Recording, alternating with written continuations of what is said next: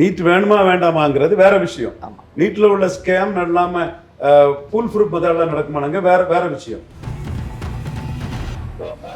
இன்னைக்கு அவர் வந்து 2014 கோட்டை விட்டவர், 19 கோட்டை விட்டவர், 24 அவர் ஓரளவு அவருக்கு இமேஜ் வளர்ந்துச்சு. இன்னும் அவரை பப்புலாம் சொல்ல முடியாது. எடப்பாடி பழனிசாமியை விரட்டி அடிச்சதே டாக்டர் ராமதாஸுக்கு வெற்றி. டாக்டர் ராமதாஸை கண்டு எடப்பாடி பழனிசாமி ஓடிட்டாருங்கிறதா உண்மை.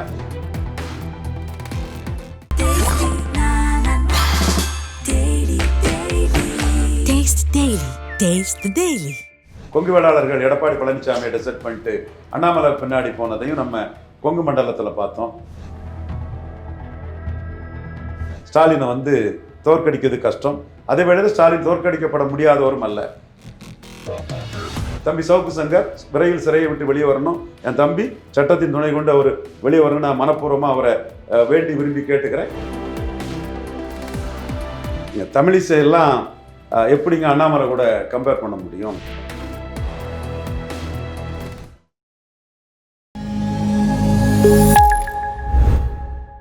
அரசியல் சார்ந்த கேள்விகள் பல இருக்கிறது. கேட்பதற்கு நம்மோடு மூத்த அரசியல் விமர்சகர் ஐயா ரவீந்திர துரைசாமி அவர்கள் இருக்கிறார். வணக்கம் சார். வணக்கம் தம்பி. சார் இப்போ வந்து பார்த்தீங்கன்னா நீட் வந்து பிரச்சனையாக இருந்துச்சு. அதுக்கப்புறமா என்ஐடி தேர்வு வந்து பார்த்தீங்கன்னா என்டிஏ திடீர்னு கேன்சல் பண்ணுறாங்க. அப்புறம் பிஜி நீட்டையுமே திடீர்னு கேன்சல் பண்ணுறாங்க. தொடர்ச்சியான இந்த மாதிரி சம்பவங்களுக்கான காரணம் என்ன? எல்லா வாட்டியுமே ஸ்கேம் நடந்து இப்போ தான் கண்டுபிடிக்கிறாங்களா, இல்லை இந்த வருஷம் மட்டும் தான் ஸ்கேம் நடக்குது? நீட் வேணுமா வேண்டாமாங்கிறது வேற விஷயம். ஆமாம், நீட்டில் உள்ள ஸ்கேம் இல்லாமல் ஃபுல் ப்ரூஃப் மெத்தட்ல நடக்குமானாங்க வேற வேற விஷயம். ஸோ நீட் வேணும், நீட் ஃபுல் ப்ரூஃப் மெத்தட்ல நடக்கணும். Okay sir. ஆனால் இதுக்கெல்லாம் வந்து குஜராத்தும் ராஜஸ்தானும் தான் முக்கிய காரணமாக இருக்குது. ஒரு ஹப்பு மாதிரி இருந்து செயல்படுது இந்த ஸ்கேம்க்கெல்லாம் அப்படின்னு சொல்லிட்டு ஒரு பார்வை வருது ஜனங்க கிட்ட. நிச்சயமா இதில் சாதாரண திறமையான மாணவர்கள் வயிற்றில் அடிக்கக்கூடியவங்க எவனாக இருந்தாலும் அவர்கள் மீது சட்டப்படி உரிய நடவடிக்கை எடுத்து தண்டனை வழங்கப்பட வேண்டும். Okay sir. இந்த ஒரு 18வது மக்களவையில் வந்து பார்த்தீங்கன்னா ராகுல் காந்திக்கு என்னென்ன மாதிரியான முக்கியமான சேலஞ்சஸ்லாம் இருக்கும் எதிர்கட்சி தலைவரா? அவர் வந்து இன்னும் ரெஸ்பான்சிபிலிட்டியை ஒதுக்கி தள்ளிக்கிட்டு இருக்கக்கூடாது. ரெஸ்பான்சிபிலிட்டி எடுக்கணும். எஃபெக்டிவ் ஆப்போசிஷன் லீடராக அவர் செயல்படணும். இன்னைக்கு அவர் வந்து 2014 கோட்டை விட்டவர், 19 கோட்டை விட்டவர், 24 அவர் ஓரளவு அவருக்கு இமேஜ் வளர்ந்துச்சு. இன்னும் அவரை பப்புலாம் சொல்ல முடியாது. அவர் ஜாதிவாரி கணக்கெடுப்பு இஷ்யூவெல்லாம் அவர் எடுத்தது அவருக்கு பலன் கொடுத்ததான் நான் பார்க்குறேன். 50% மேலே இடஒதுக்கீடு மிகணும், தனியார் துறையில் இடஒதுக்கீடு வரணும்னு சொல்லும்போது அவர் ஒரு தரப்பு மக்களுக்கான நாட்டு தன்னை காட்டினார். அந்த தரப்பு மக்கள் மத்தியிலிருந்து அவருக்கு ஓரளவு ஆதரவு வளையம் கிடைச்சதாட்டே நாம் பார்க்குறோம். ஸோ அவர் இந்த ஆதரவு வளையம் கிடைச்சி முன்னேற்ற பாதையில் சொல்லும்போது இன்னும் அவர் வந்து to be or not to பிங்கிற மாதிரி அவர் வேணுமா வேண்டாமான்னு அவர் தயங்கி நிற்காம துணிவோடு தன்னோட ரெஸ்பான்சிபிலிட்டி எடுத்து செயல்படணுங்கிறதான் நம்மளுடைய பார்வை. சரி, யார் அடுத்த ஸ்பீக்கராக வருவாங்கன்னு உங்களுக்கு ஏதாவது ஒரு? ஓம் பிர்லா பிஜேபி கன்ஃபார்மா? கன்ஃபார்ம். துணை சபாநாயகர் பாஜக கன்ஃபார்ம். பாஜகவை நினைச்சு யாருக்கா விட்டு கொடுத்தா உண்டு. ஓகே. ஆனால் அப்போசிஷன் தொடர்ச்சியாக கேட்டுகிட்டே இருக்கிறதுக்கான காரணம் என்ன? அப்போசிஷன் மெஜாரிட்டி இல்லை கேட்பாங்க. அவங்களுக்கு என்ன செயல்படுத்துறதுக்கு அவங்களுக்கு என்ன மெஜாரிட்டி இருக்கு? Okay sir. ஆனால் துணை சபாநாயகர் இல்லாமல் ஒரு லோக்சபா நடக்கிறதுக்கு நல்லா இருக்கணும். நான் போன வாட்டியே இல்லை இல்லாமல் நடந்தது. அது மஸ்ட் ஒன்றும் இல்லை, இருக்கிறது கூட கொஞ்சம் கலர்ஸாக இருக்கும், அவ்வளோதான். Okay sir. தமிழ்நாடு பாலிடிக்ஸில் இப்போ வர விக்கிரவாண்டியில் ஒருவேளை பாமக ஜெயிக்கிறதுக்கான வாய்ப்பு இருக்குன்னு நினைக்கிறீங்களா? 50% வாக்குகளுக்கு மேலே திமுக வெற்றி பெறும். பாமக எடப்பாடி பழனிசாமியை விரட்டி அடித்ததே டாக்டர் ராமதாஸுக்கு வெற்றி. டாக்டர் ராமதாஸை கண்டு எடப்பாடி பழனிசாமி ஓடிட்டாருங்கிறதான் உண்மை. அதுவே டாக்டர் ராமதாஸுக்கு வெற்றி. ராமதாஸுக்கிட்ட 2வது இடத்தை இழந்துருவோமோன்னு அச்சப்பட்டு எடப்பாடி பழனிசாமி களத்தை விட்டு ஒதுங்கி ஓடிட்டாரு. அது டாக்டர் ராமதாஸுக்கு வெற்றி. Okay sir. ஆனால் இப்போ இருக்க ஒரு சில அரசியல் அசாதாரண நிலை வந்து பார்த்தீங்கன்னா திமுகவுக்கு ஒரு சில வாக்கு வங்கியை குறைக்கும் அப்படின்னு சொல்கிறாங்களா, அது உண்மையாக இருக்கும்னு நினைக்கிறீங்களா? தேர்தல் முடிவில் தெரியும். என்னோட பார்வை 50% வாக்கு அவங்க தாண்டிடுவாங்கன்னு நான் பார்க்குறேன். மக்களவை தேர்தலில் 2019 விட அவங்க 6% குறைஞ்சிருக்காங்க. அந்த 6% குறைஞ்சது வந்து பார்த்தா லோக்கல் இதாட்டு வந்து பலதரப்பட்ட தன்மையில் தான் அது நடந்திருக்கு. ஏற்கனவே சொன்ன மாதிரி கன்னியாகுமரி டிஸ்ட்ரிக்டில் இந்த நாடார் பொலிட்டிக்ஸ் பண்ணதில் ஸ்டாலின் உயர்ந்திருக்காருங்கிறதையும் நம்ம பார்த்தோம். அதே மாதிரி ராம்நாத் டிஸ்ட்ரிக்ட்லேயும் வந்து நவாஸ் கனி உயர்ந்திருக்கிறாரு. உயர்ந்ததற்கான காரணத்தை மதித்து தியாகி இமானுவேல் சேகரனை வந்து ஸ்டாலின் அங்கீகரிச்சிருக்காருன்னு பார்த்தோம். இந்த மாதிரி பல இடங்கள்லையும் 10.5% கொடுத்தது வன்னியர்கள் மத்தியில் திமுக வன்னியர்களே எடப்பாடிக்கு போடக்கூடிய ஒரு தன்மையும் நம்ம பார்த்துருக்கோம். ஸோ இந்த இடத்துக்குள்ள 2024 மக்களவைத் தேர்தல் பல இடங்களில் பல தன்மையில் நடந்திருக்குது. கொங்கு வேளாளர்கள் எடப்பாடி பழனிசாமியை டெசெட் பண்ணிட்டு அண்ணாமலை பின்னாடி போனதையும் நம்ம கொங்கு மண்டலத்தில் பார்த்தோம். நாடார்கள் முழுக்க எடப்பாடி பழனிசாமியால் எந்த பலனும் இல்லை, அவர் நாடார்கள் அமைச்சரவையில் சேர்க்கல, ராஜ்சபா கொடுக்கல, கட்சி பதவிகள் கொடுக்கல, மாவட்ட செயலாளர் பதவி கொடுக்கல, அல்லது ஜெயலலிதா மாதிரி நாடார்களை சேர சோழ பாண்டியர் தென்னிந்தியா வாழ்ந்த அரச மரபினர் குளோரிஃபை பண்ணல, இப்படி நாடார்களை ஒதுக்கணுங்கிற பிரச்சாரத்தை நாம் முன்னெடுத்தோம். அதில் நாடார்கள் தெளிவாக ஏற்றுக்கிட்டு எடப்பாடிக்கு 4% தான் கன்னியாகுமரியில் கொடுத்தாங்க, 8% தான் திருநெல்வேலியில் கொடுத்தாங்க. தூத்துக்குடியில் 15% எடுத்தாலும் கூட அது பிரேமலதா அம்மையாரோட செல்வாக்கால கோயில்பட்டி, விளாத்திக்குளம், ஒட்டப்பிடாரத்தில் உள்ள தெலுங்கு தாய்மொழி சகோதரர்களில் நம்முடைய சகோதரர்கள் அவங்க விஜயகாந்த் மேல உள்ள சிம்பதியில் ரெட்டலைக்கு போட்டாங்க. மற்றபடி ரெட்டலைய நாடார்கள் சுத்தமாக பிச்சு எரிஞ்சிட்டாங்க. தேவருக்கு எதிராக நாடார் ஓட்டு இலவசமாக கிடைக்குன்னு நினச்சாரு, அது கிடைக்கல. இப்படி பலதரப்பட்ட தன்மையில் தான் 2024 இருக்குது. அதில் ஸ்டாலின் மையமாக வச்சு நடந்த ஒரு தேர்தலுங்கிறனாலையும், ஸ்டாலினை ப்ரொஜெக்ட் பண்ணி நடந்ததுனாலும் தேர்தலுங்கிறனாலையும் ஒரு ஸ்டேச்சுரேட்டட் ஓட்டாட்டு ஸ்டாலின் 47% வாக்கு எடுத்திருக்காருன்னு தான் நம்ம பார்க்கணும். எப்படி ஒரு சூழ்நிலை வந்தாலும் கூட வெற்றிக்கு அச்சாணி கூட்டணி தான் சொல்லும்போது, இந்த கூட்டணி இருக்கிறது வரை ஸ்டாலினை தோற்கடிக்கிறது கஷ்டம். அதே வேளையில் ஸ்டாலின் தோற்கடிக்கப்பட முடியாதவரும் அல்ல. 1-1 ஸ்டாலினை தோற்கடிக்கலாம். 47, 23, 18, 8 3 சேர்ந்தா 49 வருது, தோற்கடிக்கலாம். இதில் 23க்கு தான் திமுக எதிர்ப்புன்னு ஜாஸ்தி சொல்லிட்டு இருக்குது. 18 திமுகவுடையும் கூட்டணி வச்சிருக்குது, கலைஞர் கூடயும் கூட்டணி வச்சிருக்குது. அதே மாதிரி 8 பிரபாகரன் வாழ்க்கைங்கிறதா எங்களுக்கு நோக்கமே தவிர ஸ்டாலின் பெரியார் ஒளிங்கிறது எங்களுக்கு நோக்கம் இல்லைன்னு சொல்றாப்புல.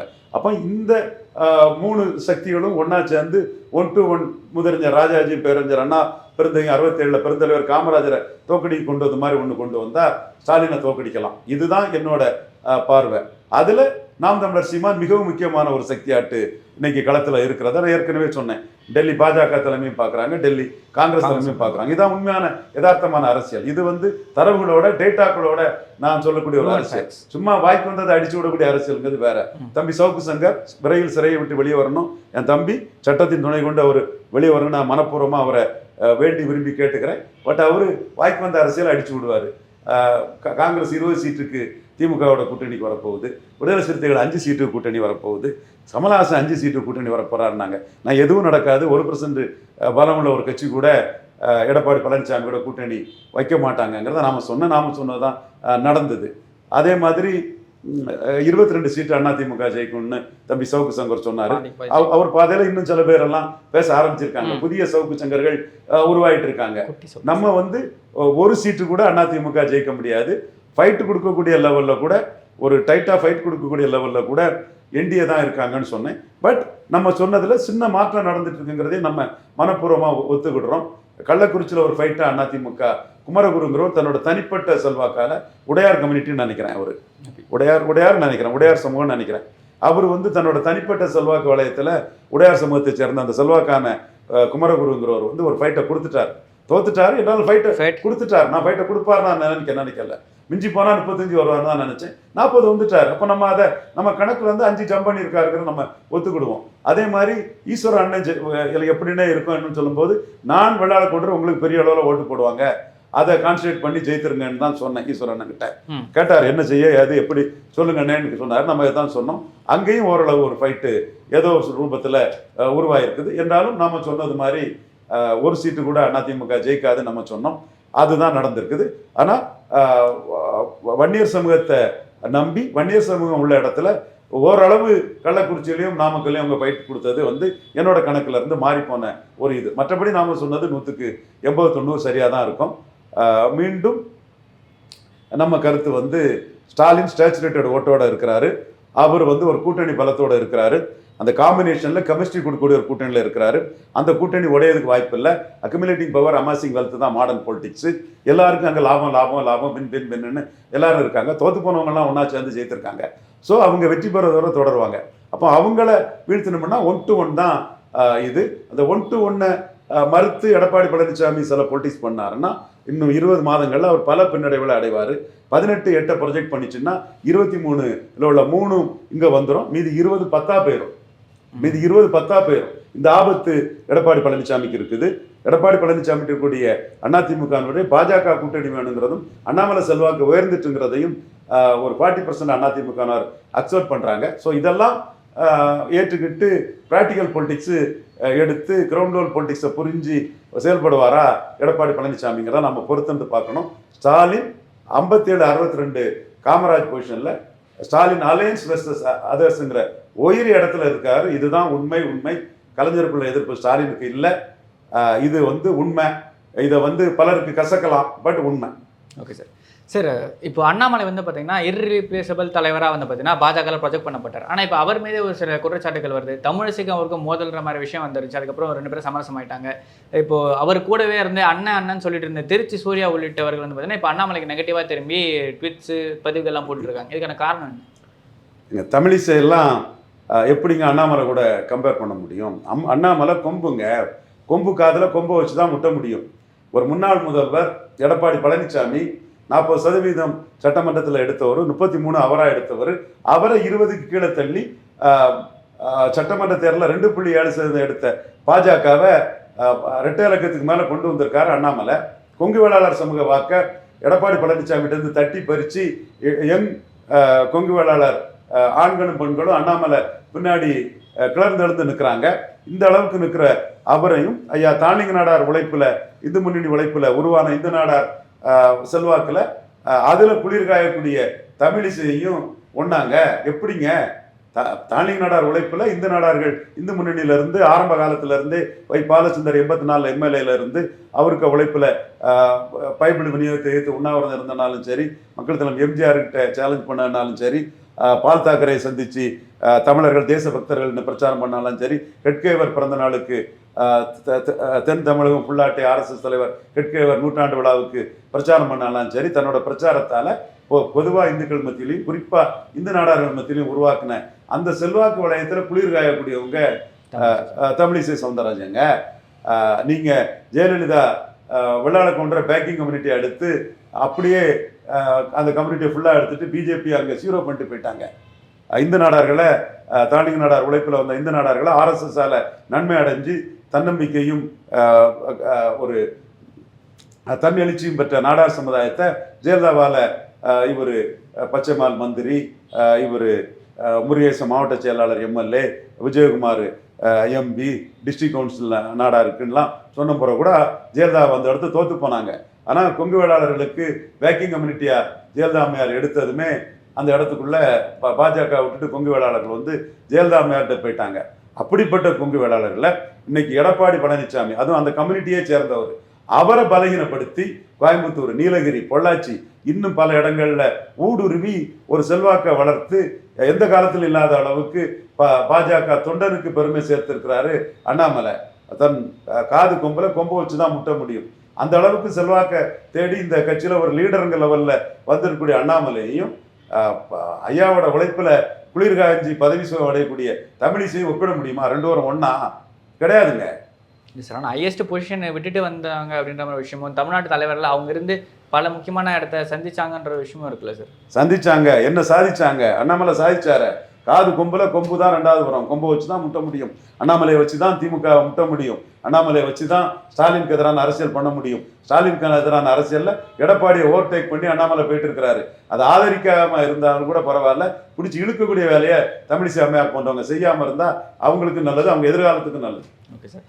தமிழ்நாட்டில் சாதி அமைப்பில் பள்ளிகளில் சாதி இருக்குது அப்படின்னு சொல்லிட்டு சந்திர அவர்கள் ஒரு இது கொடுக்குறாரு, ரெக்கமெண்டேஷன் கொடுக்குறாரு. ஆனால் அந்த ரெக்கமெண்டேஷனுக்கு எதிராக பாஜக ரொம்பவே தீவிரமான ஒரு பிரச்சாரத்தை ஈடுபடுது.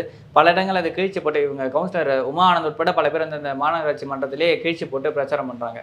இதுக்கான காரணம் என்ன? சந்திரோட அறிக்கை பாஜகவுக்கு எதிராக இருக்குன்னு அவங்க ஃபீல் பண்ணுறாங்க. அதனால அதை கிழிச்சு போடுறாங்க. ஆனால் தமிழ்நாட்டில் சாதி பள்ளிகளில் சாதி இருக்குல்ல, அந்த கயிறு கட்டுறதுலேருந்து எல்லாமே. பள்ளிகளில் யூனிஃபார்ம் வேணும். ஒரே யூனிஃபார்ம்லாம் காமராஜ் காலத்துலலாம் இருக்கும்போது இருக்கவங்க இல்லாதவங்கன்னு இருக்கக்கூடாது, அறிவு உள்ளவங்க அறிவு இல்லாதவங்க தான் இருக்குன்னு வசந்தமாளிய படத்தில் கூட சின்ன வயசு ஸ்ரீதேவி ஒரு வசனம் பேசுவாங்க. அந்த மாதிரி ஒரு சமத்துவத்தன்மை பள்ளிகளில் வரணுங்கிறது தான் எல்லாரோட விருப்பமும். மீண்டும் அதே மாதிரி நிலைமை வரணும். ஒரு ஜாதி ஆணவ அடையாளங்கள்லாம் வரக்கூடாதுங்கிறதான் எல்லாரும் விருப்பம். பட் இதை வந்து இந்து மதத்துக்கு எதிரான ஒரு பிரச்சாரமாட்ட அதை பண்ணுறது வந்து ஏற்றுக்கொள்ள முடியாதுங்கிறது தான் அந்த ஆனந்தன், அந்த மிஸ்ஸஸ் ஆனந்தன், அந்த உமா ஆனந்தன், அந்த அம்மையார் அவங்களெல்லாம் அதை தான் அவங்க சொல்கிறாங்க. ஆனால் அதுக்கு இவர் எச் ராஜா ஃபஸ்ட்டு பேசுகிறாரு, கூட அவங்க தமிழிசையும் இருக்காங்க. தமிழிசையுமே இந்த மாதிரி ஒரு விஷயங்களை கையில் எடுக்கிறது வந்து தவறான விஷயம் தான். இல்லை பாஜகவோட நலன் அதில் பாதிக்கப்படுதுன்னா, தங்கள் நலன் வளர்ச்சி பாதிக்கப்படுதுன்னா அவங்க அஜிடேட் பண்ணுறதுல தப்பு இல்லை. Okay sir. தமிழ்நாடு பாஜக 2026 எவ்வளோ % ஓட்டுவாங்கன்னு நீங்கள் ஏதாவது ஒரு எக்ஸ்பெக்டேஷன் வச்சுருக்கீங்க? நிச்சயமாக பண்ருட்டி அண்ணன் சொல்கிற மாதிரி இந்தியா அலையன்ஸ் வெர்சஸ் என்டிஏ தான் வரும். 18-8 அக்செப்ட் பண்ணிட்டுன்னா, நிதிஷ்குமார் பண்ணிட்டுன்னா, எடப்பாடிக்கு 20 வந்து 10 குறைஞ்சி போகும். சார், ஓபிஎஸ் அவர்களோட அடுத்த அரசியல் நிலைப்பாடு என்னவா இருக்கும்? ஓபிஎஸ் வந்து முக்குலத்தோர் சமுதாயத்தில் குறிப்பாக மறவர்கள் மத்தியில் பெரிய கேட்டலிஸ்டாக என்டிஏக்கு வந்து பெரிய பலத்தை கொண்டு வந்திருக்காரு. அது ராமநாதபுரம்னாலும் சரி, திருநெல்வேலினாலும் சரி, அந்த வாக்குப்பலம் தென்காசினாலும் சரி, தூத்துக்குடியில் சிறுவைகுண்டம் பகுதினாலும் சரி, டேட்டா அனலிஸ்ட் ரிஷி போன்றவங்களாம் அதை எடுத்து பார்க்கும்போது ஓபிஎஸ் பெருசாக கான்ட்ரிபியூட் பண்ணியிருக்காங்கிற தகவலை சொல்கிறாப்புல. தம்பி ஜெயந்தனும் அதே கருத்தை முன்வைக்கிறாங்க. நானும் அதை வெரிஃபை பண்ணி பார்க்கும்போது ஓபிஎஸ் வந்து பெரிய அளவுக்கு மறவர் வாக்குகளை வந்து என்டிஐக்கு வந்து கான்ட்ரிபியூட் பண்ணி கொடுத்துருக்கிறாரு. ஸோ அவர் வந்து ஒரு பெரிய அரசியல் சக்தி தான். அரசியல் சூழ்நிலையில் அவருக்கு ஒரு 5 சீட்டு பாஜக கொடுக்காது. பாஜகவோட தவறாக தான் நான் பார்க்குறேன். அது கொடுத்துருந்தா எடப்பாடி பழனிசாமி இன்னும் 2-3% புல் டவுன் பண்ணியிருக்கோம். எனிவே இந்த செல்வாக்கு வளையத்தை மறவர் சமுதாயத்தில் காட்டின ஓபிஎஸ்க்கு ஒரு ரோல் இருக்குது. பொலிட்டிக்ஸில் யாருக்குமே லாஸ்ட் பேஜ் கிடையாது. அதுவும் ஒரு ஜாதி அரசியல் பண்ணாமல் பொதுத்தள அரசியல் பண்ணக்கூடிய மறவர் சமூகத்தில் இருந்து பெரிய உயரத்துக்கு வந்த ஓபிஎஸ்ஸை மறவர் சமூகம் கைவிடலை. அவர் இருந்த அணிக்கு இந்த வாக்கை மறவர் சமூகம் போட்டிருக்காங்கன்னா அது அவருக்கு எடப்பாடி கிடைச்ச அநீதின்னு தான் காரணம்னு நம்ம சொல்ல முடியும். கண்டிப்பாக அவருக்கு ஒரு தமிழக அரசியலில் ஒரு முக்கியத்துவ இடம் இருக்குது. அதற்கான வெளிச்சம் வந்து உடனே தெரியாது, வரும் நாட்களில் அந்த வெளிச்சம் தெரிய ஆரம்பிக்கும். இவ்வளோ நேரம் உங்களை பொன்னான நேரத்துக்கு பகிர்ந்து நன்றி சார். தேங்க்யூ.